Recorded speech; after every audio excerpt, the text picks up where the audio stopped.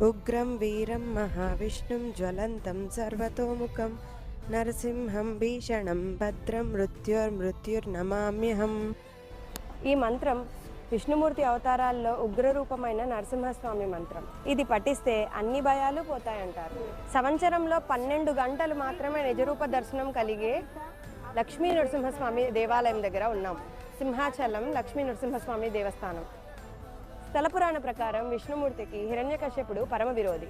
హిరణ్యకశ్యపుడు కొడుకైన ప్రహ్లాదుడు విష్ణుమూర్తికి పుట్టుకతోనే పరమ భక్తుడు. ఎంత ప్రయత్నించినా ప్రహ్లాదుడి భక్తి తగ్గలేదు. అప్పుడు హిరణ్యకశ్యపుడు ఏది స్తంభంలో ఉందా అని చెప్పి ఒక స్తంభాన్ని చూపిస్తాడు. ప్రహ్లాదుడు ఆ మహావిష్ణువుకి ప్రార్థించగా ఆ స్తంభం నుండి లక్ష్మీ నరసింహస్వామి వస్తాడు.